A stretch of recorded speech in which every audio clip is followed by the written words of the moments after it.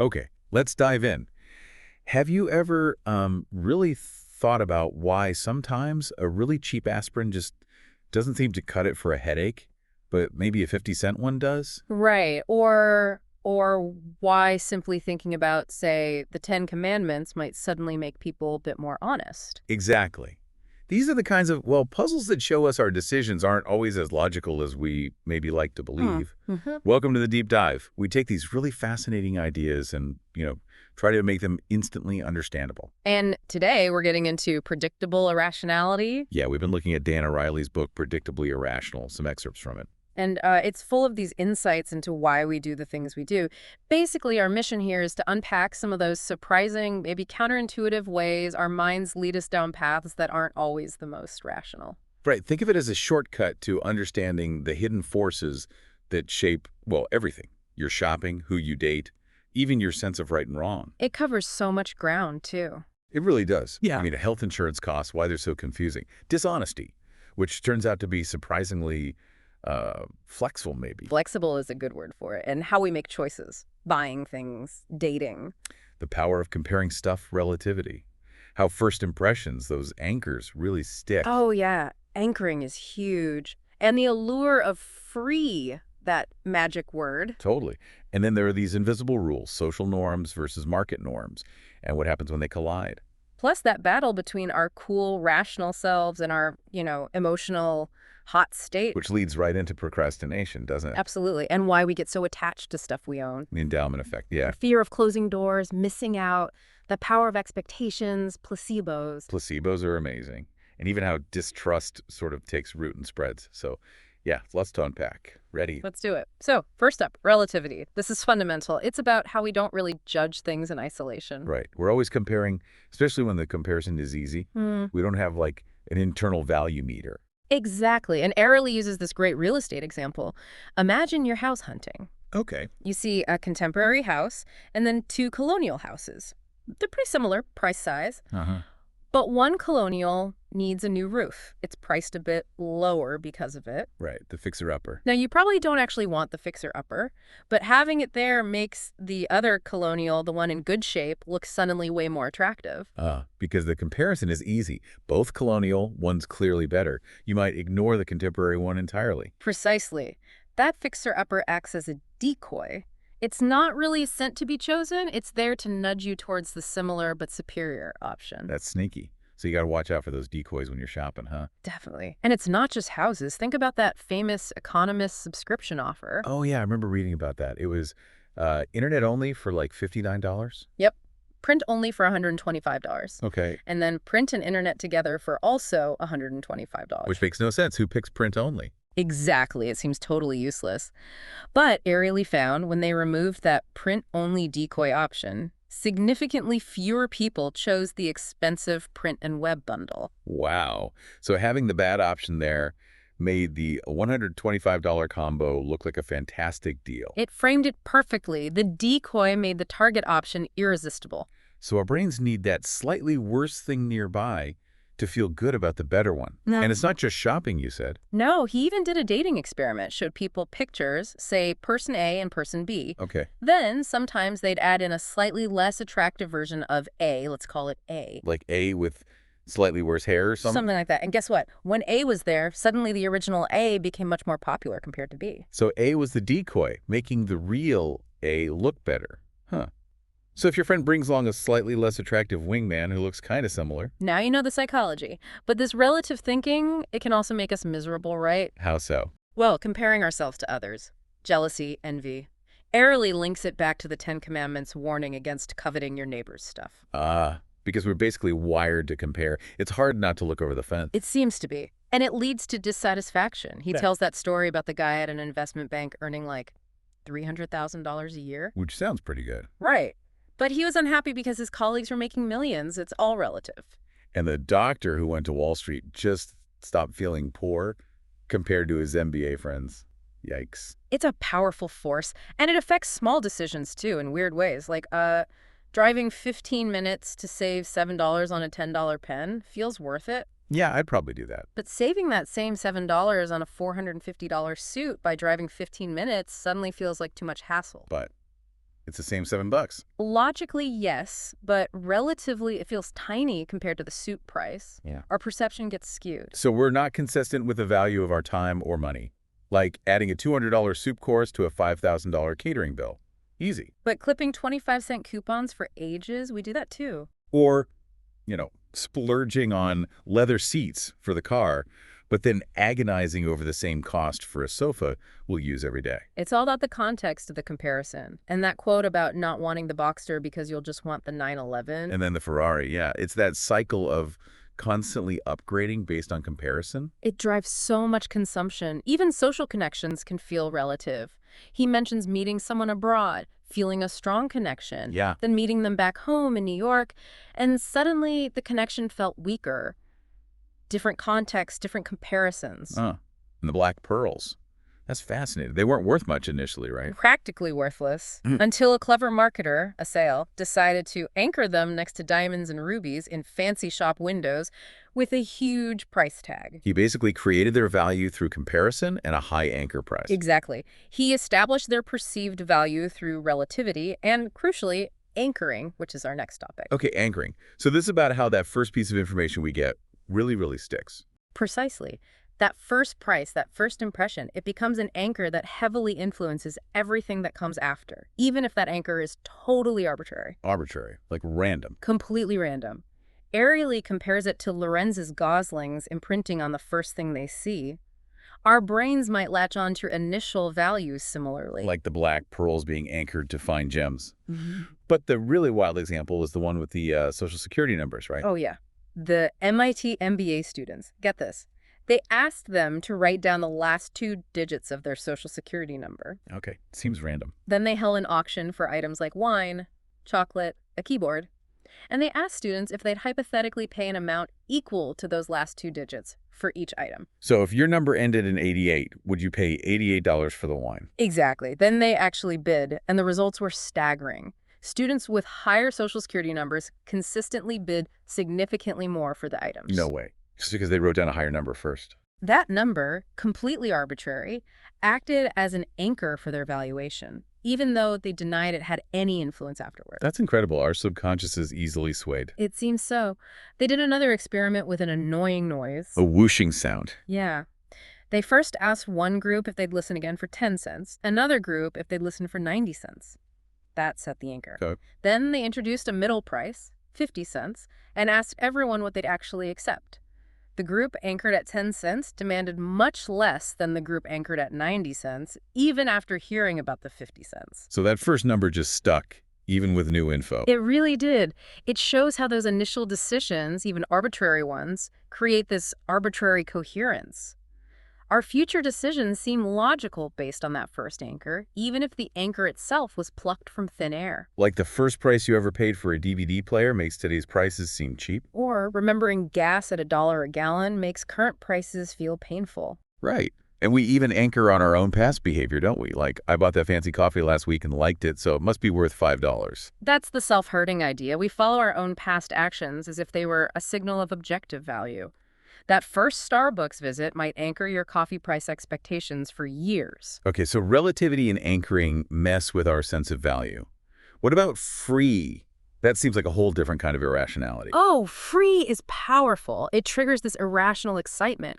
We place a disproportionate value on something simply because it costs nothing. It's like a magic button. The Lindt truffle versus Hershey's Kiss experiment showed that, right? Perfectly. Truffles were 15 cents, kisses were 1 cent. People chose rationally based on preference. Okay. Then they dropped both prices by 1 cent. Truffles became 14 cents. Kisses became free. And suddenly everyone wanted the free kisses. Overwhelmingly. Even though the relative price difference was the same 14 cents, the move from 1 cent to 0 had this huge illogical pull. So the zero price point is just fundamentally different in our minds. It seems to be. It eliminates the downside, the perceived risk of loss. Even kids get tripped up. The Halloween candy story. Yeah. Small Snickers for 1 kiss, or a big one for 2 kisses. Most kids rationally chose the bigger one when both cost something. Makes sense. But make the small Snickers free, and suddenly most kids took the worst deal just to get the free one. Blinded by free, it overrides the calculation of value. Like that Amazon gift certificate example. Right. A free $10 certificate versus a $20 certificate for $7. Most people take the free $10 one. Even though the $20 one gives you a $13 net gain versus only $10 for the free one, we irrationally avoid the $7 cost. It's that aversion to loss, maybe. Paying $7 feels like a loss even if the gain is bigger. That seems to be part of it. And think about Amazon's free shipping. How many times do we add extra stuff to the cart just to hit that threshold? Guilty, even if the extra stuff costs more than the shipping would have. We just hate paying that shipping fee.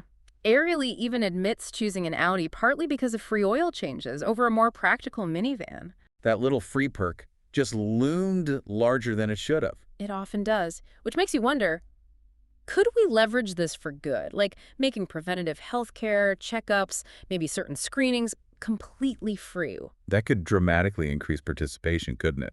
Removing that cost barrier, even if it's small, might have a huge psychological impact. It's an interesting thought, but there's downside too, like choosing a credit card with no annual fee but a terrible interest rate. Right, the free fee lures you in, but it costs you way more if you carry a balance. You need to look at the total cost. Absolutely. Though sometimes free helps socially, like splitting a restaurant bill evenly. It avoids awkward calculations. True, the free pass on exact accounting keeps things smooth. Okay, so we're irrational about comparisons, anchors, and free stuff. What about these social versus market rules? Right, social norms versus market norms. These are two distinct worlds we live in. Social norms are about community, favors, friendship. You do things for others without expecting immediate payment. Like helping a friend move. Exactly. Market norms are transactional. Pay for goods, wages for work, quid pro quo. It's clear-cut. And things get weird when they mix. Very weird. Aerially did an experiment dragging circles on a computer. One group got paid $5, another 50 cents, and a third was just asked as a favor. Okay, so the $5 group worked hardest, presumably. Harder than the 50-cent group, yes. That fits market norms. But the surprise, the group asked as a favor worked just as hard as the $5 group. Wow. So social motivation can be just as powerful as decent pay. Sometimes even more powerful than low pay, which leads to the AARP lawyer example. Right. They asked lawyers to help needy retirees for $30 an hour. And most said no. It wasn't worth their time under market norms. But then they asked if they'd do it for free. And overwhelmingly, they said yes. Offering zero invoked social norms, their desire to help. Offering a low payment framed it as a bad market deal. So introducing money, even a little, can kill the goodwill. It absolutely can. Offering a small gift, like a bottle of wine instead of cash for a favor, can sometimes keep it in the social realm. But try offering 50 cents for a favor. It just feels insulting. Yeah, awkward. And thinking about money makes us different, too, more self-reliant. It seems so. An experiment primed people with salary-related words. They then struggled much longer with a puzzle before asking for help compared to a control group. Like thinking about market norms makes you less likely to rely on social help. Exactly. And the classic example of market norms backfiring is the daycare center. Oh yeah, they introduced a fine for late parents. Hoping to reduce lateness, but lateness increased. Why? Because the fine turned it from a social transgression, feeling guilty, into a market transaction, paying for extra service. Parents thought, okay, I can just pay for being late now. And once you break that social norm, it's hard to get back? Way hard. The guilt was gone. Companies try this too, acting like your good neighbor in ads. But then they hit you with fees and strict rules. And it feels like a betrayal of that supposed social relationship. You can't really have it both ways. You can't expect employee loyalty driven by social norms if you treat them purely based on market norms, cutting benefits, etc. It erodes that social contract. Like Burning Man is mentioned as an example of trying to keep market norms out entirely, right? A gift economy. Exactly. And it highlights why giving cash as a gift, while efficient, doesn't build relationships the way a thoughtful present does. Right, the thought counts in the social realm. And trying to mix money and romance, always awkward. Like the woman who placed that ad looking for a husband, listing her financial stats. It just felt wrong, too transactional for that kind of relationship. Okay, so navigating social and market norms is tricky. What about this free cookie idea? How does that tie in? Well, it connects back to free and social norms. It suggests that zero price can sometimes make us less selfish, surprisingly. Less selfish, how? He contrasts it with the feelings basement running of the brides, right? Which is pure market chaos. Exactly. Drastically low prices there trigger intense, selfish competition. But remove price entirely, and social considerations can kick in. Like with the free cookie experiment. Yeah, when cookies were offered for free, people were apparently more considerate about taking only one, thinking about others. When there was a small price, market thinking took over more. So free can sometimes trigger our better, more communal angels. It seems it can activate social norms about sharing and fairness, rather than just individual gain. It also highlights why non-financial things like volunteering feel different. The effort is the currency, maintaining social bonds. Interesting. Okay, let's shift gears dramatically. What about when emotions just take over, the whole hot state versus cold state thing? Yes. This is crucial. We are fundamentally different people depending on our emotional state. Our cold, rational self makes plans and holds values that our hot, emotional self might completely ignore. Like the experiment with the college guys answering questions about sex. Exactly. They ask them questions about sexual preferences, willingness to do certain things, safe sex practices. First, when they were calm, in a cold state. Okay. Then they asked them the same questions while they were sexually aroused, in a hot state. And the answers changed. Dramatically. In the hot state, they predicted they'd be far more likely to engage in kinkier activities, morally dubious actions, and much less likely to use a condom. Wow. So they couldn't accurately predict how they'd feel or act when aroused. Not even close. There's a huge empathy gap between our cold and hot states. We underestimate the power of arousal or anger or hunger or fear. It's like Dr. Jekyll and Mr. Hyde, as Airlie says. Two different selves inside us. Pretty much. And this applies way beyond sex. Think road rage, impulse buys, saying things you regret when angry. So we need strategies to manage that hot state, maybe set up rules when we're in our cold state, like those car devices that limit risky driving. That's the idea. Pre-commitment strategies. Because in the heat of the moment, our cool state intentions often fly out the window. Which sounds a lot like procrastination. Exactly. Procrastination is often that battle. Your cool state knows you should work on the report, but your hot state wants the immediate gratification of watching cat videos. The struggle is real, so how do we fight it? Airlie studied deadlines, right? Yes. He let students set their own deadlines for papers. Some did, some didn't. And setting their own deadlines helped. It did improve grades compared to no deadlines at all. But the best grades came from students who had externally imposed evenly spaced deadlines. So we need structure. Even if we try to impose it ourselves, we might not do it optimally. Pre-commitment helps. It really does. Like that Honda bundle board for car servicing, it simplifies the decision, makes it easier to just schedule the needed maintenance instead of putting it off. Reducing the friction and the self-control credit card idea. That sounds intriguing. Yeah, a card where you preset spending limits on certain categories, maybe with penalties if you go over. Trying to force your future impulsive self to behave. Did anyone ever make that card? Apparently, bankers weren't too keen on a product designed to make people spend less. Figures. And things like email and social media notifications, they feed procrastination too, right? That unpredictable reward system. The variable ratio schedule, yeah, like a slot machine. You never know when you'll get a rewarding email or notification, so you keep checking, disrupting other tasks. So we need ways to break that cycle. Airlie used movies to get through his medical injections. Yeah, linking an immediate reward, watching a movie, to doing the unpleasant but necessary task. Finding ways to give your present self a payoff for working towards long-term goals. That makes sense because, as that researcher noted, so many deaths are linked to poor personal choices. Procrastination plays a big role there. It's a serious issue. Now, related to making choices, let's talk about ownership. The endowment effect. No. We value stuff more just because it's ours. Way more. The Duke basketball ticket example is classic. Students who won lottery tickets demanded, like, thousands of dollars to sell them. And the students who didn't win. They were only willing to pay maybe a couple $100. Huge gap, just based on ownership. So why does that happen? Why do we overvalue our own stuff? Airlie points to a few things. One, we kind of fall in love with what we have. Two, loss aversion. It hurts more to lose something we own than it feels good to gain something similar. Okay. And three, we assume others see our possessions the same way we do, focusing on the positives we see. Like when you're selling your house and you think buyers should love your quirky renovations as much as you do? Exactly. Or your used car. You remember the good times, they see the scratches. This explains why 30-day money-back guarantees work so well for sellers. Because once you take it home, it feels like yours, and returning it feels like a loss. Precisely. Ownership kicks in quickly, and it leads to status quo bias. We stick with what we have, even if switching would be better, because downgrading feels like a loss. We get attached. And that Lake Wobegon effect, where we all think we're above average, that applies to our stuff, too. We tend to see our possessions through rose-tinted glasses, just like we see ourselves.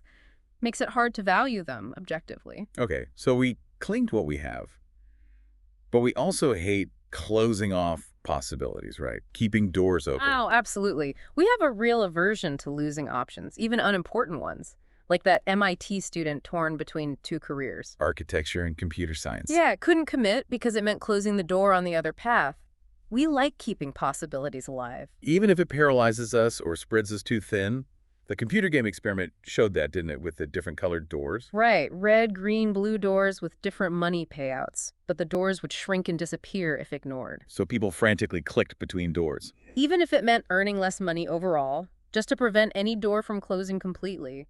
We waste energy keeping trivial options alive. Like staying in a dead-end job or relationship because we fear closing that door. Or buying way too much stuff on sale just in case we might need it later, fearing the lost opportunity. Fear of missing out, FOMO. It's a powerful driver. Airily suggests we need to be more deliberate about consciously closing the less important doors so we can focus on the ones that truly matter. Easier said than done sometimes. Especially when the choices seem really similar. That can be surprisingly hard too, agonizing over two almost identical options because choosing one means definitively rejecting the other. Okay, so we struggle with choices and letting go. Now, what about how our beliefs shape the actual experience? The power of expectations. This is huge. What we expect profoundly influences how we experience things like taste, enjoyment, even pain. Like the beer with vinegar. Exactly. People liked it fine when they didn't know vinegar was in it. But tell them beforehand. Suddenly it tastes bad. The expectation changed the perception. And the coffee experiment. Fancy containers made the coffee seem better. Yep, even with weird stuff like dried mushrooms available as condiments. The presentation set a high expectation which colored their judgment of the coffee itself. Our brains aren't just passively receiving signals, they're interpreting based on context and expectation.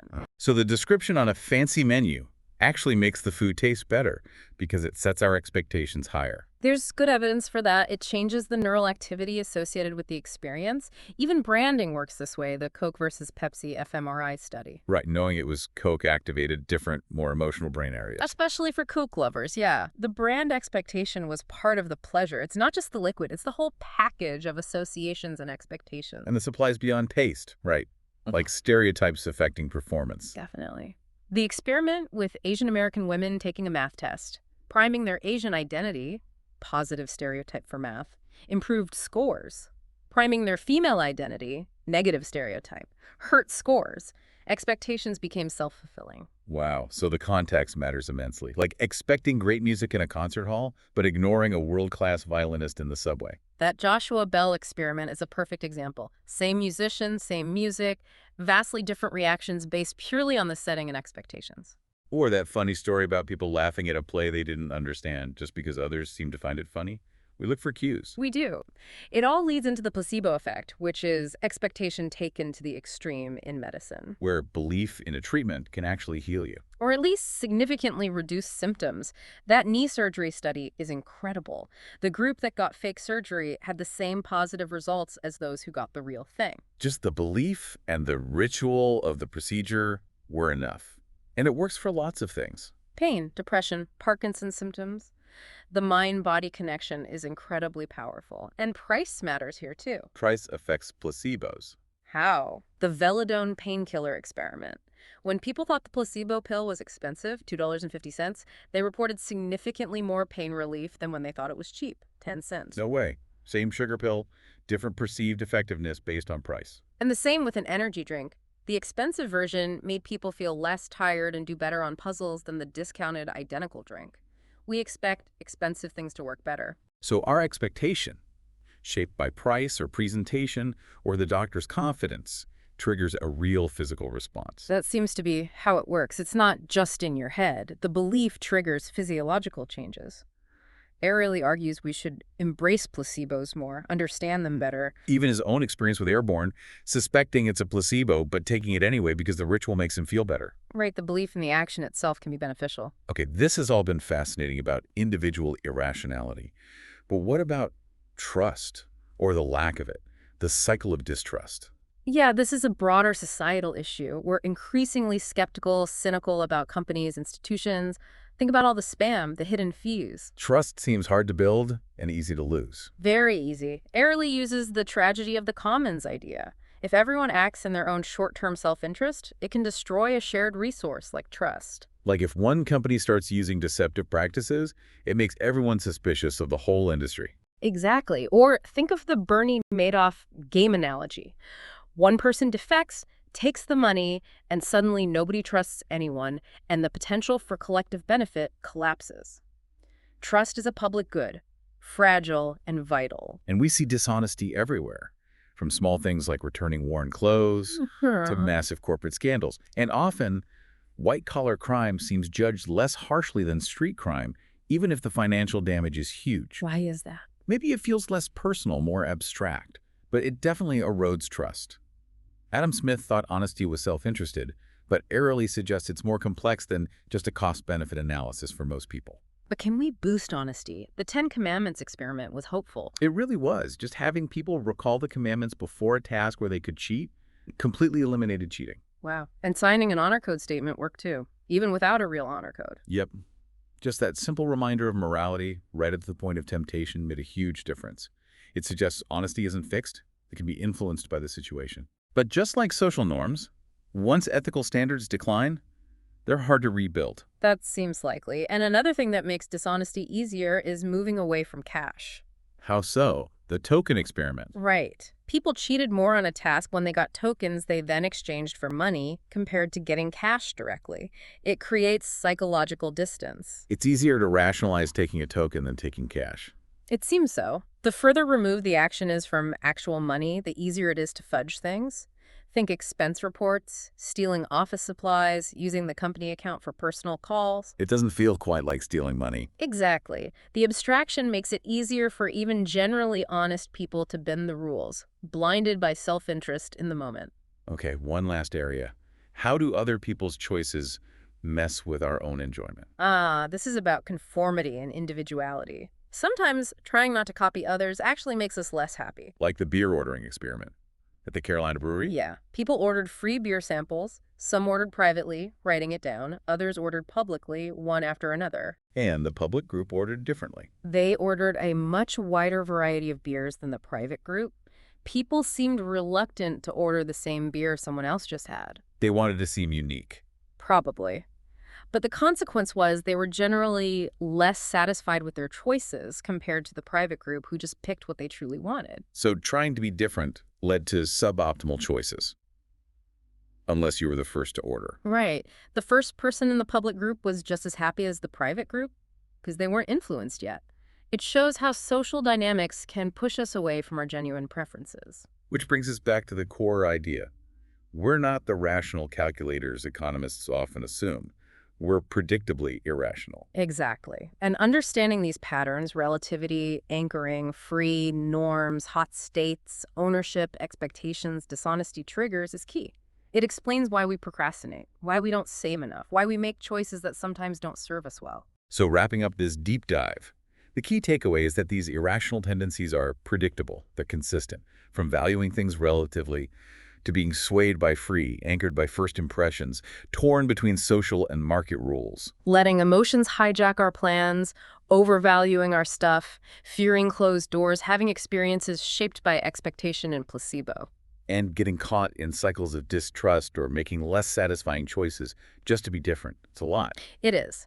But understanding it is the first step. So maybe the final thought for everyone listening is, think about one or two of these patterns. Where might you be predictably irrational in your own life? Right. Just recognizing it, whether it's how you shop or save or interact with people, recognizing that bias is the first move towards maybe, just maybe, making a slightly more rational choice next time. It's about being aware of those hidden forces so you can navigate them a bit better.